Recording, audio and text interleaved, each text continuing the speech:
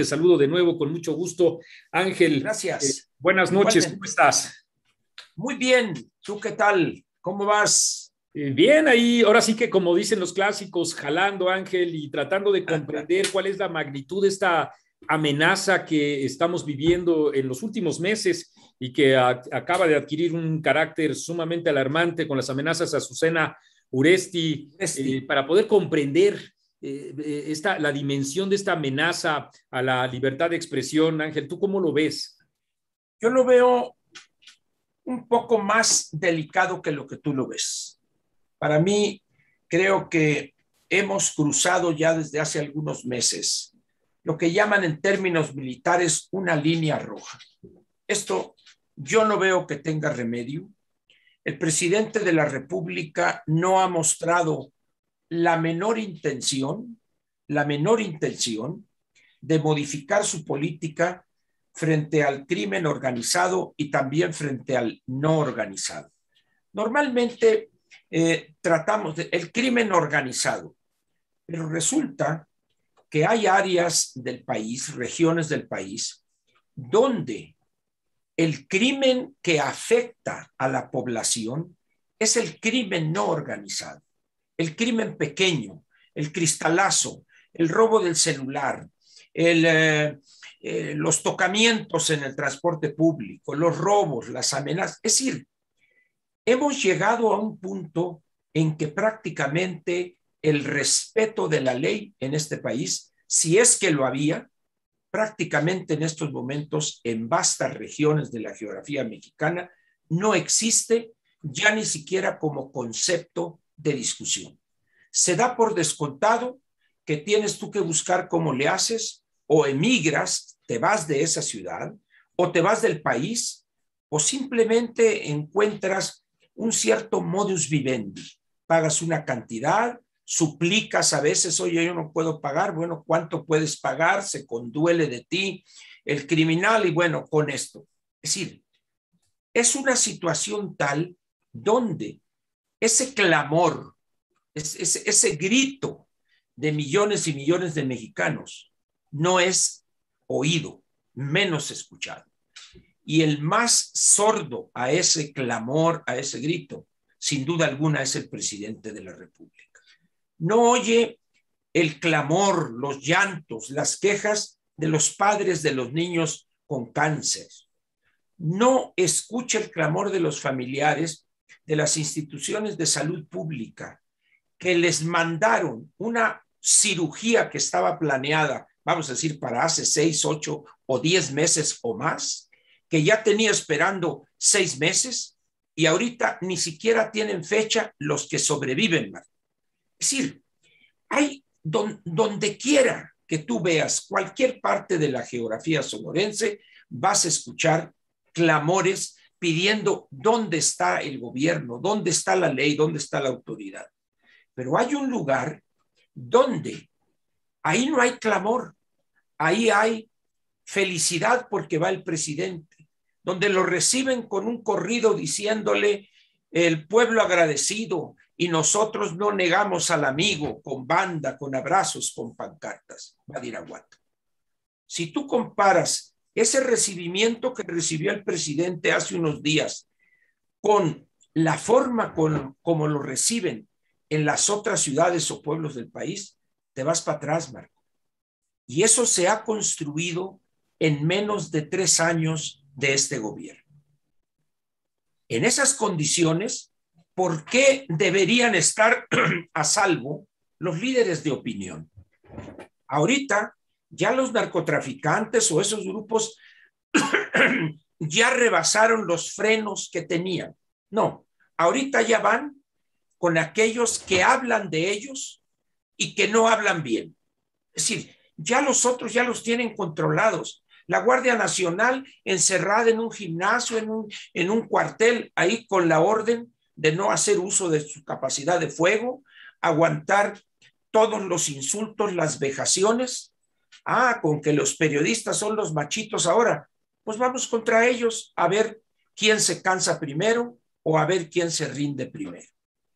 ¿Será suficiente una promesa del presidente en el sentido de vamos a hacer todo para protegerlos, cuando hemos visto, y tú conoces muchos ejemplos de eso, Marco, donde esa protección se quita, es que se acabó el presupuesto y tranquilamente te dejan a ti sin esa protección que tú pensaste en un determinado momento iba a ser suficiente.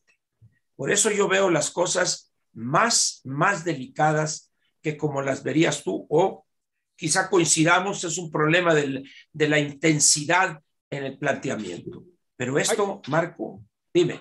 Hay dos variables, Ángel, con las que podríamos entrecruzar, aparentemente aisladas, pero en mi opinión, ya me dirás tú, se entrecruzan. Por un lado, sin lugar a dudas, coincido contigo en esto que tú señalas como hemos cruzado una línea roja en relación con la inseguridad en el país, como lo detallas, y en particular el no ser optimista en relación con los periodistas, 45 de ellos muertos, de esos 45, 35 que ya estaban sujetos al programa de protección y de esos 30 y los restantes que no había el gobierno respondido favorablemente a sus peticiones. Alcanzo a ver también dos cosas, como te decía. Uno, sin embargo, hay estados en donde sí, de manera genuina, aunque nosotros no coincidamos, ocurre que se vuelca en apoyo al gobierno millones de personas, y no exagero. 9 gubernaturas en favor de Morena no son poca cosa. Una. Y otra pieza que creo que también es importante señalar, a pesar de que el crimen organizado ha rebasado estas fronteras y de que el gobierno ataca sistemáticamente, hay sectores de la prensa que no se callan, pocos medios de comunicación tradicional y desde luego también en YouTube, tú entre ellos, por supuesto, y en las redes sociales. Es decir, hay todavía huecos, canales con los que podemos enfrentar esta situación desde mi punto de vista. No sé cómo lo ves tú. Coincido particularmente en la parte última que señalas. Hay espacios, hay pequeños oasis ahí en la prensa tradicional, los medios físicos, los medios impresos. Hay espacios radiofónicos, cada vez menos y cada vez con menos claridad de parte del comentarista. ¿Por qué? Porque hay miedo, Marco. La otra cosa que señalan las redes sociales, eso es ahorita. Todavía tenemos, vamos a decir, esta libertad o esta capacidad, si nos decidimos a expresar lo que pensamos. Pero, ¿podrá seguir siendo siempre así? ¿Quién nos puede asegurar que mañana pasado, el mes que entra, cuando estemos en las vísperas de las 6 elecciones para gobernador del año próximo, por ejemplo, cuando los medios estén, si no cooptados, autocensurados, y que de repente entren en acción las redes sociales, espacios como el tuyo, como el mío, el Twitter, etcétera? Somos muy pocos, Marco. Es decir, si estuviéramos hablando de un ejército, yo diría, bueno, van a batallar para acabar con todos. Pero ¿cuántos te gustan? ¿100? ¿50? ¿500? Estas personas tienen capacidad sin ningún problema y en un tiempo relativamente corto para acallarlos, ya sea, como se dice en la jerga, con la ley, plata o plomo. Y tú planteaste las candidaturas que triunfaron o en esos gobiernos de los estados. Muy bien. De repente tú te encuentras que a una semana o 10 días antes de la elección, el candidato puntero lleva X cantidad, 8 o 9 puntos de ventaja sobre el segundo, que es de Morena. Llega la elección y el de Morena, que ya era un perdedor prácticamente seguro, rebasa con 17 puntos al otro. Pero hay una cosa muy curiosa. El perdedor, el que iba en primero y quedó en segundo con esa ventaja, solamente alcanza a salir con un pequeño video donde sus primeras 2 frases son las siguientes: qué bonita campaña, qué buena campaña hicimos, y desaparece de la escena pública. Y así te encuentras tú. Algunos intentaron revertir eso. Ahorita hay algunos procesos, algunas quejas en proceso. No sabemos qué va a suceder. En el caso de Nuevo León, por ejemplo, sería el más emblemático. Pero sucede algo que quizá muchos de los que entraron a esta gesta electoral no midieron las consecuencias y cuando de repente quieren protestar se encuentran solos, Marco. Los dejan solos los correligionarios. Ahora, ¿por qué votaron tantos a favor de lo que se veía totalmente irregular? ¿Por qué? La palabra que resumiría eso es o miedo en la mayor parte de los casos y en los otros un simple oportunismo para seguir obteniendo beneficios diversos o simplemente contemporizando y decir, ¿saben qué? Yo no quiero broncas. Así como te dije Sonora, te puedo decir Baja California Sur, el caso de Guerrero podría ser otro, y así. Es decir, ¿cuál es el mensaje electoralmente que se envía? Estos grupos votan sin votar. Ya entendieron, y lo manejan muy bien, que si yo llego 10 días antes o 15 de la elección, 2, 3 semanas, detecto quienes ya tengo apalabrado al mío, llego con el resto, o los compro o los bajo. Es decir, ¿y qué hace el candidato que no tiene defensa alguna, que no tiene recursos, que lo dejan solo a él y a su familia en el mejor de los casos? ¿Qué hace? ¿Sería justo que le exigiéramos inmolarse, por ejemplo? Sacrificarse en aras de una lucha democrática que de repente desaparece por momentos. Es un miedo colectivo el que priva hoy en el país, Marco. Mira, ve el caso de los empresarios. Por razones de trabajo he estado dando pláticas por Zoom en este o en varios estados. Y los que más callan, con un silencio cómplice y cobarde, son los que tienen más forma de defenderse, los que tienen más recursos. Los grandes empresarios son los que están absolutamente mudos. De tal manera que dices, bueno, si fulano que es, como dirían, el hombre más rico del pueblo, calla, ¿qué se puede esperar de una persona que tiene un pequeño taller con 5 o 10 empleados? Un señor que tiene un lavado con 3 o 4 gentes. Dice, no, o sea, paga cuando puede y en tanto puede seguir pagando esa cuota, mientras particularmente en los estados fronterizos logran irse a una ciudad fronteriza o alguna más adentro en el territorio de Estados Unidos. Una de las cosas que sucede por esta concentración que se da en la Ciudad de México, Marco, si hiciéramos un estudio serio de la cantidad de pequeños y medianos empresarios de los estados fronterizos, desde Baja California, Sonora, Chihuahua, Coahuila, Nuevo León y Tamaulipas, que se han ido con su changarro o con lo que sea, los rematan, juntan, se van y te van a decir lo que han construido en 2 o 3 años allá de trabajo. Los tiene al menos tranquilos, con sus hijos yendo a la escuela seguros, su familia tranquila.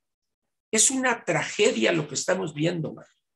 Los mejores empresarios verdaderos, esos micros, esos que arriesgan el patrimonio en un pequeño negocio, muchos de ellos o ya se fueron o están pensando seriamente en irse de su estado a otro que más o menos se vea tranquilo o irse a alguna ciudad fronteriza.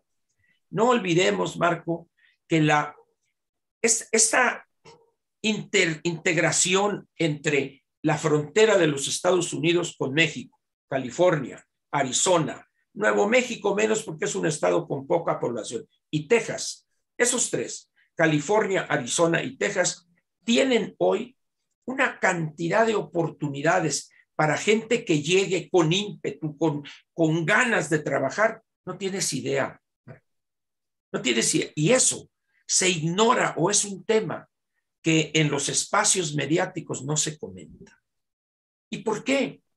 Porque esa vieja idea que yo incluso ahí hablé en alguna mañanera, ¿te acuerdas de aquella expresión, de aquella frase, saliendo de México todo es Cuautitlán? Tal parece que políticamente hoy, saliendo de la Ciudad de México o del primer cuadro, todo es Cuautitlán.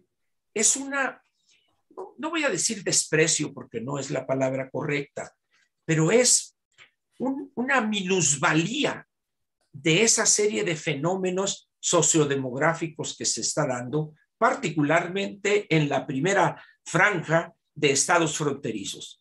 Pero si tú te vas a Sinaloa, a la segunda franja, Sinaloa, Durango, Zacatecas, San Luis Potosí, Aguas, te vas a eso y vas a encontrar que empieza esa no voy a decir necesidad o no sé, esa intención de emigrar, porque la gente, Macario, prácticamente ya no aguanta el nivel de inseguridad y violencia, y cuando ven que la autoridad es omisa, que no hace ni siquiera una declaración, dice uno, ¿sabes cuál es ahorita el chisme político, vamos a decir, en Sonora? Que la ex gobernadora pronto, o la actual gobernadora, Claudia Pavlovich, va a ser cónsul en Barcelona. Ella negoció con el candidato, negoció con el presidente, y ella ya no quiere saber nada. ¿Cuántos otros estados estarán en las mismas condiciones? Tú, periodista acucioso, habrás visto el espectáculo grotesco de abyección de Javier Corral hace 2 o 3 días. Dices, a ver, aquel que cubrió de vituperio al uno y el uno al otro, ahora resulta que son amigochos, cariñosos. Dices, ¿qué pasó? Conversión religiosa. ¿Cuántos casos más tenemos en el país donde la gente está reculando por miedo a lo que está haciendo Morena y cómo está gobernando su presidente? Tenemos algunas preguntas, Ángel, si nos permites, de parte de Con nuestra mucho comunidad. gusto. Hemos elegido algunas. Alejandra, por favor. Muchas gracias, Ángel. Hola, Ángel. Tenemos una pregunta de Lulú Delgadillo. Ojalá don Ángel nos pueda dar su punto de vista acerca de la revocación de mandato. Gracias. José Martínez, por favor, si puedes preguntar al señor Verdugo, ¿qué opina de lo que está pasando con los magistrados de los 2 organismos, Procuraduría de Saldívar y magistrados que rigen al INE? Y aquí les va esa, ¿qué opina don Ángel de que ya se tome como terrorismo el narcotráfico para que intervenga Estados Unidos? Esas 3, ¿qué tal te parecen? Como papas calientes, Ángel. Pues mira, como dijo aquel, estamos en las preguntas difíciles, son las preguntas difíciles del examen. La primera, la de revocación de mandato, creo que fue la primera, si no me equivoco. Muy bien. La revocación de mandato tiene varios vicios constitucionales, vicios anticonstitucionales. El problema de la retroactividad. El segundo, que Macario Schettino lo dio a conocer en su columna, donde dice, el artículo 83 dice que el presidente debe darse en cargo 6 años. Y hay otro elemento. Cuando compitieron los candidatos el 18, ellos estaban compitiendo para durar 6 años o 5 años, 10 meses en el encargo. Y de repente aparece hoy el intento de aprobar un procedimiento, el proceso de revocación de mandato, que tranquilamente les quiere aplicar negativamente el cortarle su periodo. Pero lo más chistoso de este proceso de revocación de mandato es que se reconoce que son los ciudadanos la parte fundamental de un proceso así, porque dice la Constitución en el 35, fracción 9. Solamente los ciudadanos pueden solicitar la revocación de mandato, lo cual es lógico, es coherente. Si ellos son los que lo eligieron, ellos serían los que estarían pidiendo que termine anticipadamente, si pudiéramos plantearlo así. Pero luego tenemos aquí en México que quien pidió, insistió, exigió la revocación de mandato es el presidente de la República. No sé si estemos ante un caso de masoquismo político, que la persona que podría ser revocada, vamos a ponerlo de esa manera, es el que está exigiendo que se haga la revocación. Como Hugo Chávez en su momento, sí. Así es. Evidentemente hay una perversidad ahí. ¿Cuál es? A mí me importa poco la retroactividad, dijo el presidente. Si el pueblo no me quiere, me voy. Sí, pero él sabe que ni se va a juntar el 40% para que sea vinculante, de tal manera que dice, ¿cuál es el problema? Es un intento de utilizar un instrumento que bien manejado podría ser interesante y útil a los ciudadanos, pero cuando tú haces las cosas correctamente. Aquí estamos con una serie de lagunas y situaciones en la Constitución que dice uno, no puede ser. Pero luego tenemos legisladores cuando se les dice, Pascal les preguntó a uno de ellos, un panista, al senador Rementería, oiga, senador, pero no hay ley reglamentaria. Bueno, dice, eso se resuelve, dice, hay 3 iniciativas, la de Monreal, la de la Claudia Ruiz Massieu y de Damián Cepeda. Ya se aprueba y ya quedó. No es así. Habría que revisar la constitucionalidad de lo que está planteado y te doy un solo elemento más para terminar con ese tema. Dice en el artículo 84, cuando la falta absoluta provenga de la revocación de mandato, será presidente provisional el presidente del Congreso. El Congreso sesiona en el inicio de periodo ordinario, en la clausura, pero en marzo, abril están funcionando las cámaras. Es decir, no hay presidente de Congreso. En todo caso, habrá presidente de la Cámara de Diputados. Eso sí, puede ser un detalle menor, pero eso habla de la premura, de la irresponsabilidad, hacia el descuido. Esa es la palabra. Muy bien. Pero ¿qué pasa si en esos 30 días que se plantean ahí no se ponen de acuerdo las fracciones, en este caso específico de Morena, para nombrar sustituto? ¿Qué va a pasar? ¿O daremos siempre por descontado que las tribus o esos grupos se van a poner de acuerdo?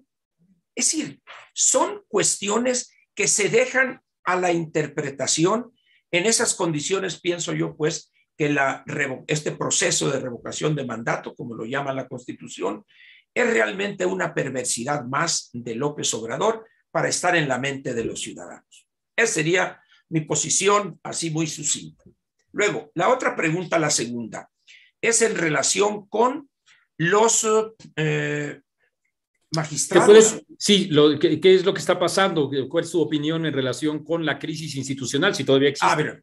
Así es. Bueno, yo pienso que ahí hay diversas crisis que confluyen. No concibo cómo el andamiaje jurídico mexicano permanezca, pues mediante algún recurso o alguna cosa que tú sometas al Poder Judicial, una persona como José Luis Vargas Valdés, señalado, no voy a decir acusado porque no está en proceso, pero señalado como una persona que sus ingresos no coinciden con los gastos estratosféricos en que ha incurrido, la unidad de inteligencia financiera ha hecho un trabajo y que de repente el señor siga ahí, desaparezca aquello o se detenga y de repente se empieza a pelear con sus compañeros, con 5, porque hay una magistrada que es incondicional de él. Dice uno, no deberíamos tener en esos cuerpos colegiados lo mejor de lo mejor en cuanto a imparcialidad, probidad y un poco como aquella expresión de la mujer del César. La mujer del César no solo debe de ser honesta, también debe parecerlo. En el caso de José Luis Vargas es una vergüenza. Ve este desastre de que si lo remueven y tienen derecho, no tienen derecho, pero luego nos vamos a lo que acostumbramos, nos vamos al oscurito. Nos vamos primero con el presidente de la Corte y él, en un acto casi de perdonavidas, pónganse de acuerdo, hombre. Encuentren ustedes el camino. A ver, ¿no hay ley? Digo que este tipo de problemas siempre los vamos a resolver entre cuates. José Luis, ya estuviste tú, hombre, la regaste, mira, vas a seguir, vas a tener tu caidito ahí en los negocios que siga manejando tu despacho, pero hay que cambiar. Dice, no debe ser eso. Es decir, no podemos seguir con esa situación. Ahora, en el caso de la Suprema Corte, te has de acordar tú cuando fue el inicio de este problema del famoso 13 transitorio. El ministro presidente Arturo Saldívar emitió un comunicado público donde dice, yo terminaré mi periodo y etcétera, etcétera. Y la desgracia, Marco, es que prácticamente nadie le creyó. El que menos dijo está ganando tiempo, a ver qué sucede. Es decir, pero nadie le creyó.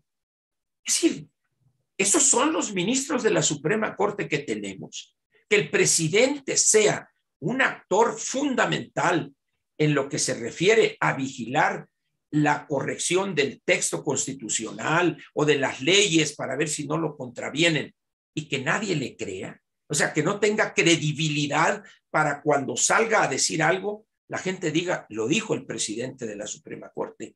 Eso es sumamente peligroso, Marco. ¿Por qué? Porque las instituciones deben de ser respetadas, pero también respetables.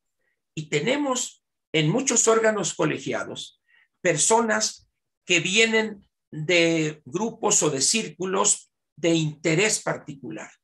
¿Quién no conoce la historia de los ministros de la Suprema Corte? Todos ellos, algunos con despachos exitosísimos, por ejemplo, despachos que no desaparecen. El caso mismo de la secretaria de Gobernación, notaria ella, notaria su esposo, notaria una hija, y esas notarías evidentemente no cerraron, no tuvieron un receso, siguieron funcionando.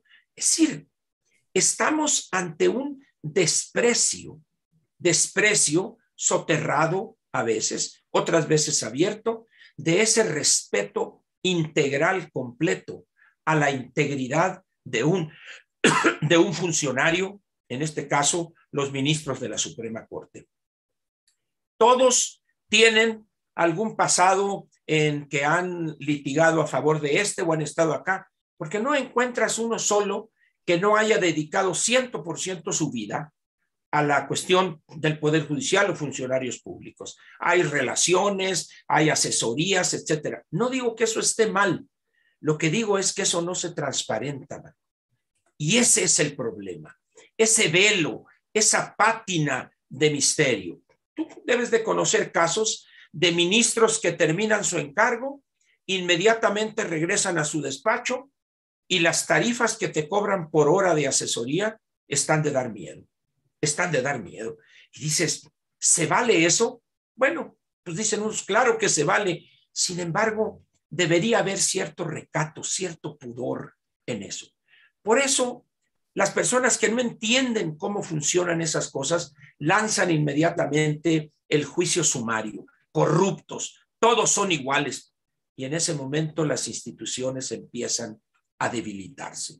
Y se fortalece la visión tiránica de Andrés Manuel. Así, efectivamente, del hombre salvador, el que todo lo arregla con una sentencia. O se ponen de acuerdo o se van todos. Es que aquel me insultó, que todos renuncien. A ver, señor, ¿lo insultó? Yo me acuerdo cuando estaba yo en la primaria, yo era muy travieso y me acusaban con la maestra. Maestra, el ángel me jaló los cabellos y eso. Bueno, pues ya me regañaban, me castigaban. Pero que el jefe de Estado diga, me insultó, y por eso todos tienen que ir con un tuit falso, además, de hace 8 meses, 9 meses, donde el magistrado, vamos a decir, del conflicto, exhibe la carátula de la denuncia de hechos en la fiscalía. Dice uno, ¿qué clase de jefatura de Estado tenemos? ¿Qué clase de aparato de información tenemos? Y ahí es donde empieza uno a preocuparse más allá de la prudencia de la situación del país. Y hubo una tercera pregunta que creo que se me escapó. Antes, Ángel, quisiera, solo para cerrar el asunto del Tribunal Electoral, preguntarte, me llamó mucho la atención, ahí tenemos quizá expectativas o enfoques distintos, ya lo dirás tú, porque lo que importa aquí es tu opinión. José Luis Vargas, no, gracias a ti, esta es tu casa. José Luis Vargas, yo soy de los que creen que hay elementos suficientes para pensar que no estamos solo en presencia de un arreglo, naturalmente sí hubo un arreglo, pero no en presencia de un arreglo que haga que las dos muy pormenorizadas, a juzgar por los reportes informativos que ha dado Reforma, El Universal y Proceso, muy pormenorizadas investigaciones, tengo la impresión, y esto es naturalmente una especulación, pero encuentro elementos suficientes para pensar en que José Luis Vargas podría, si dejara de contar con la protección de Hertz Manero, tener o recibir 1 o 2 órdenes de presentación. Ahí es donde creo que sí podríamos estar. Cuando menos. No sé qué opines. Totalmente de acuerdo contigo, Marco. Pero eso debió haber sido hace 3 meses, 6 meses. Es decir, el problema de José Luis es un problema viejo. Mira, yo te aseguro que la unidad de inteligencia financiera conoce perfectamente los ingresos que ha obtenido José Luis Vargas desde hace 4, 5, 6 años que ha sido asesor en procesos electorales y que las más de las veces eso se paga con dinero negro. Lo sabe perfectamente la unidad de inteligencia financiera.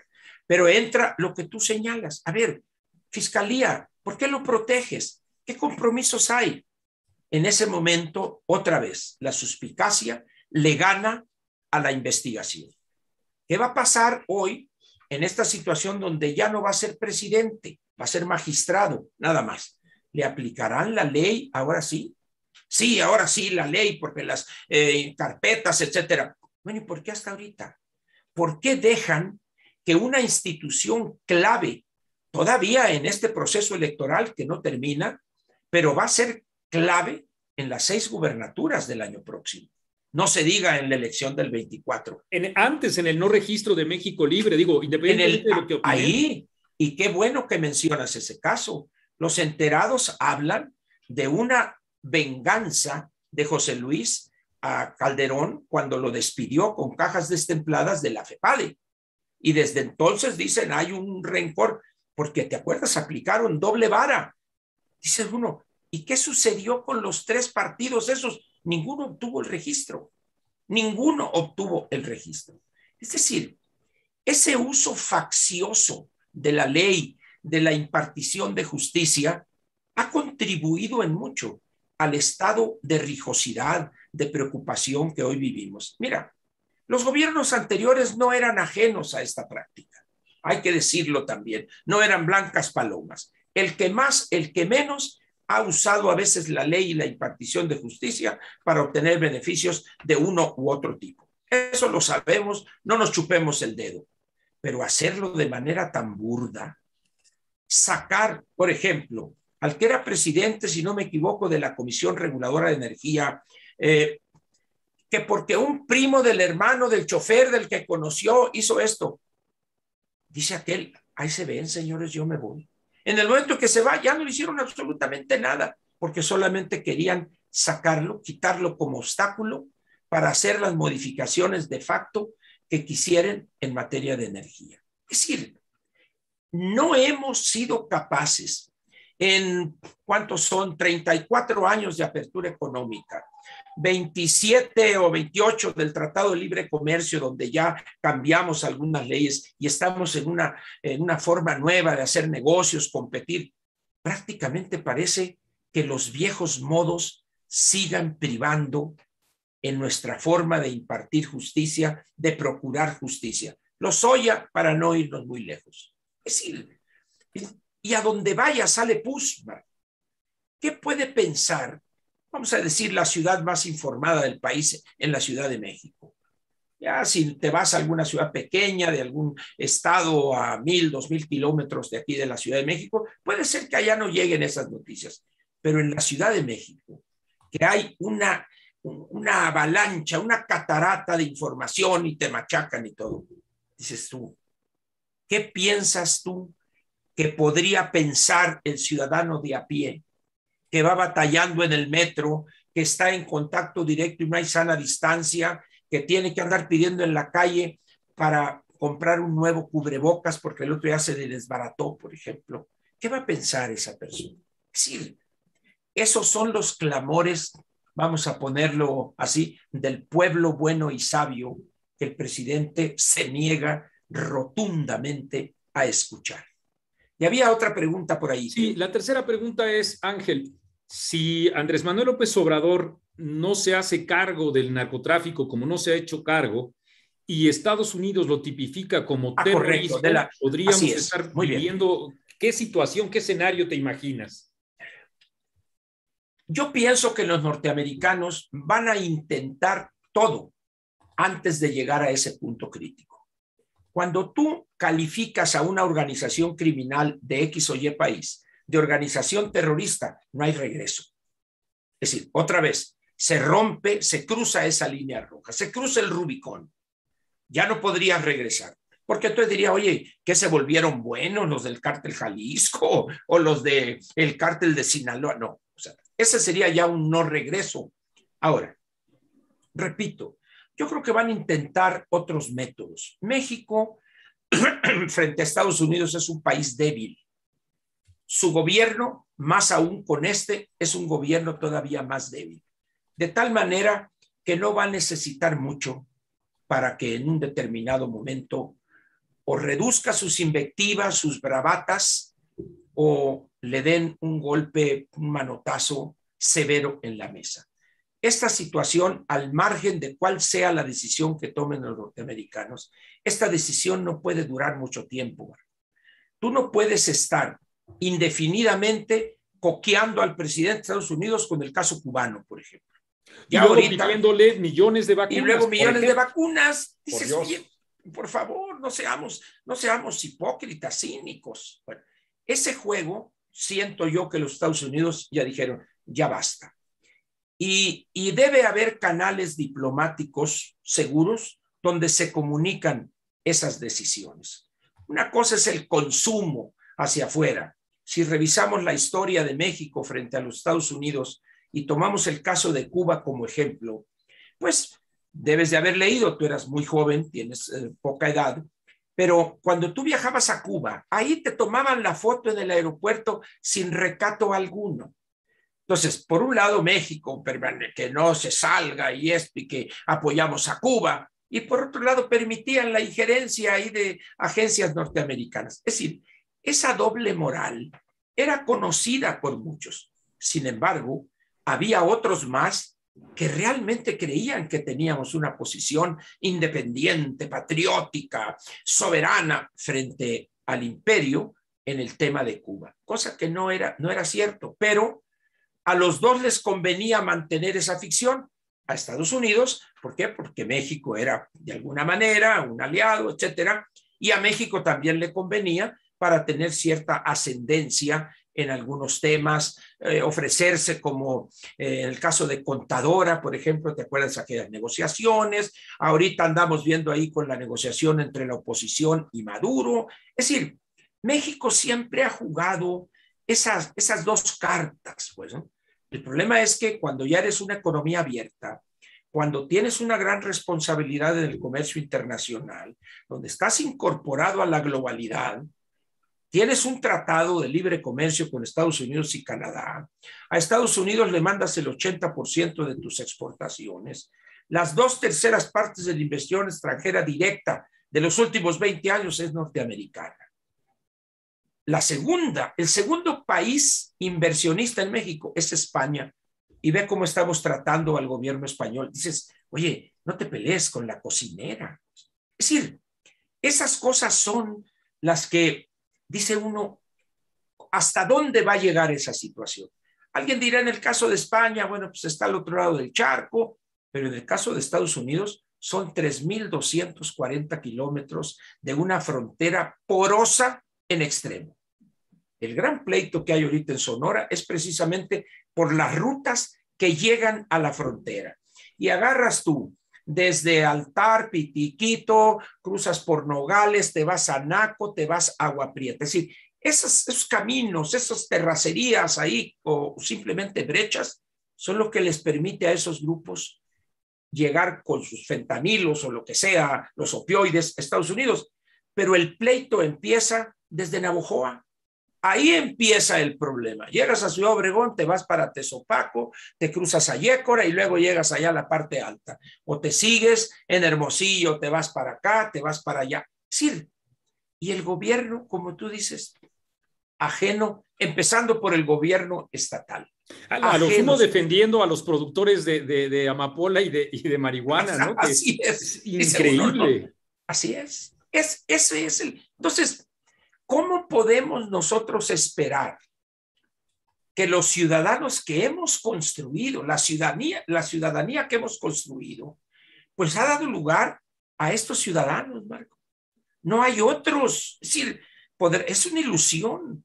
Estos no son suecos, no son noruegos. Estos son mexicanos que vienen siendo manipulados y cooptados desde la época de Cárdenas. ¿Cómo podríamos esperar otra cosa? Revisemos los partidos de oposición. Velos ahorita, enmudecidos, callados completamente. Sin reflejos, sin absolutamente. programa. Yo les digo, porque me preguntan, ¿y qué va a hacer la oposición el 24? No sé, les digo, pero a mí me gustaría que tuviera posición. Yo quiero saber qué piensa la oposición de los problemas estructurales del país. Te doy uno, las pensiones. Esa bomba de tiempo, ¿qué piensa el PRI? ¿Qué piensa el PAN, el PRD?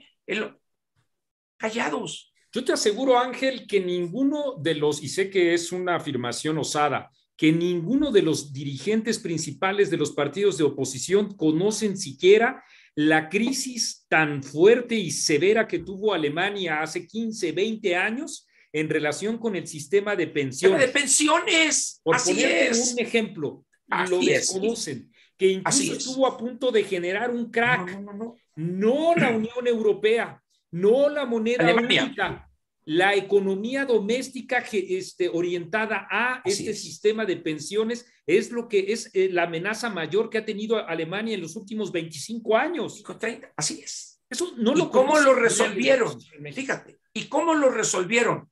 Con decisiones impopulares y dolorosas. Con decisiones valientes, pero a la vez impopulares y dolorosas. Por eso, cuando empieza aquellos programas donde a Alemania le exigían poner cantidades multimillonarias de euros para apoyar a España, a Grecia, a Portugal, claro, decía, a ver, señores, ¿cómo es posible que me estén pidiendo que yo les dé a estas personas que medio trabajan 6 meses y se jubilan a los 50 años? Es decir, no es posible. O los españoles, con todo respeto, hubo una final de alguna copa de estas de Europa en alguna ciudad polaca y resulta que los alemanes llegaron en tren y resulta que los españoles llegaban en Mercedes, en Audis, en carros de lujo.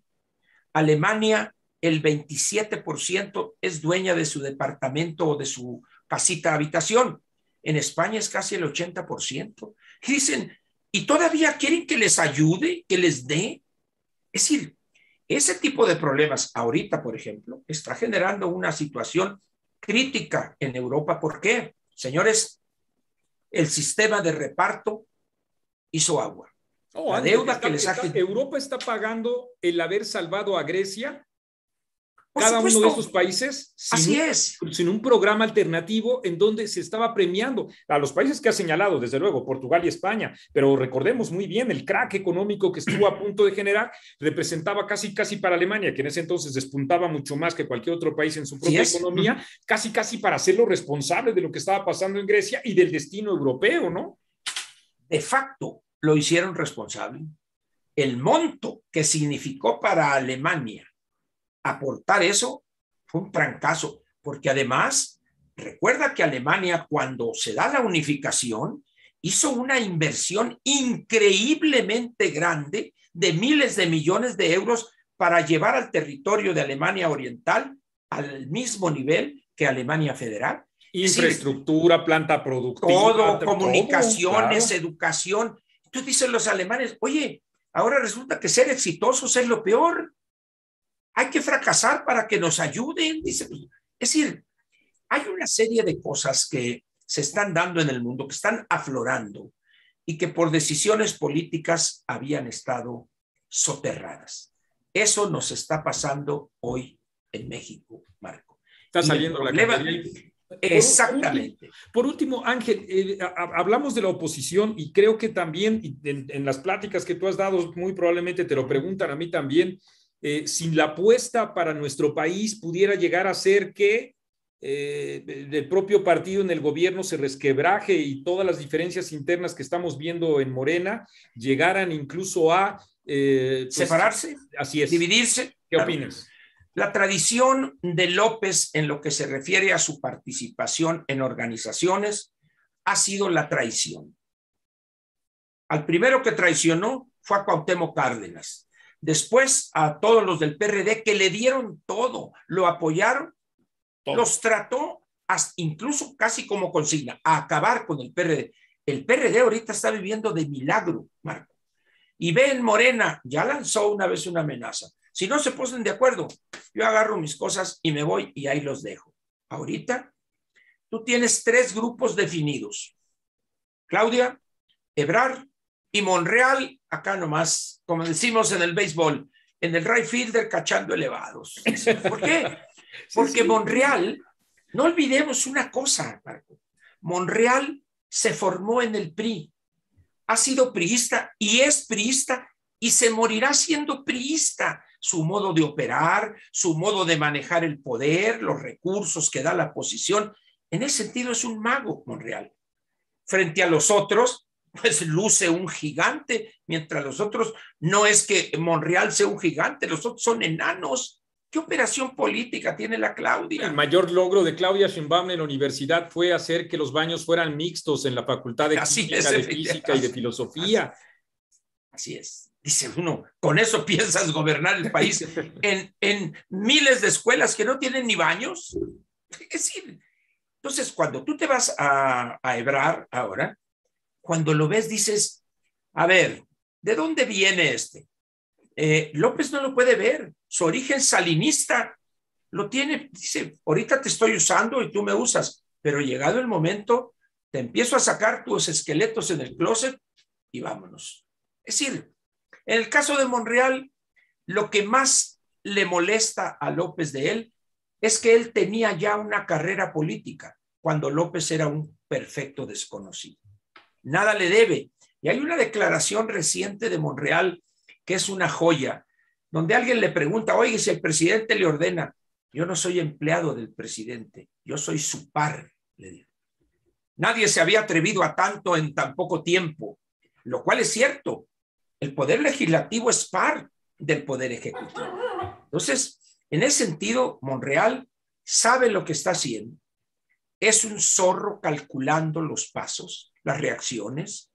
Venlos ahorita. Iniciativa crítica que quiera sacar el presidente tiene que depender de la negociación de Monreal. ¿Cuántas veces no les ha sacado broncas a Mario Delgado de Cámara de Diputados que tenía que operar directamente él del Senado de la República? Alejandro Encinas reclamándole a Monreal porque no haya una nueva sesión para la licencia, afuero, etcétera. Y diciendo ¿Quién metió al hermano de Leonel Godoy a la Cámara en la cajuela, un narcotraficante que no sabemos ahorita qué pasó? Fue Alejandro Encinas. Dice uno, el burro hablando de orejas.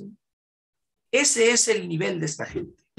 Y sin embargo, ese es también el nivel de preocupación que como mexicanos tenemos, pues ojalá y si no hay oposición, si todo este panorama que tú señalas hemos rebasado, con eso me quedo también, cruzado la línea roja, pues esperemos que en la propia DNA que tiene esta suerte de oposición, Claudia Sheinbaum y Ebrard, resquebrajen, Ángel, porque yo no veo una fuerza inteligente o estratégica. Ya velo, ahorita andan apuñaladas. Y no llegamos ni al tercer año. Ni al tercer año llegamos. No, bueno, entonces, dicen los enterados que ya había un acuerdo para volverse a quedar callados y al siguiente día Claudia Sheinbaum vuelve a recibir los aplausos de presidenta. Ahora, si los problemas del país o de la Ciudad de México se resolvieran con teleféricos, pues vamos a cubrir todo el espacio aéreo de la Ciudad de México y ya están resueltos los problemas. Dice uno, es increíble eso. Increíble. Sí. Oye, Ángel, te agradezco mucho esta conversación. A nosotros nos gustaría muchísimo que consideres esto tu casa y que desde luego allende las actividades que tú tienes de lunes, miércoles y viernes en estos espacios también, pues nos ayudes a comprender buena parte de lo que está pasando, Ángel. Como dijo aquel, echándome un grito que es gerundio. Está bien, por supuesto. Y sabes que nosotros también estamos contigo siempre. Igualmente, un abrazo. Y debo decirte algo que te sigo. No tienes idea desde cuándo. Cuando yo estaba en Obregón, todavía antes de regresar a la Ciudad de México, cuando era una revistota acá, etcétera, ¿te acuerdas? Sí, cómo no, la sacábamos de 1994 a la fecha. Así es. Sí, hasta 2001 y luego ya la de color. Así Fíjate, es. Pues, ojalá que nos pongamos de acuerdo y te vienes a tomar un cafecito, me gustaría mostrarte uno que otro ejemplar de estos que para Como nosotros dicen, han vuelto un clásico. un palomazo nos echamos ahí. Me daría muchísimo gusto, Ángel. Igualmente, Marco, te mando un abrazo. Yo también, y que muy sigas fuerte en esta carrera de etcétera. Gracias. Muchísimas gracias, Nos vemos. Ángel. Hasta luego. Nos vemos. Qué gusto. Qué gusto tener aquí con nosotros. En verdad, nos ha ayudado mucho a comprender desde distintas aristas, con distintos temas, la complejidad de lo que está ocurriendo en el país, con esa elocuente y apasionada manera que tiene Ángel Verdugo.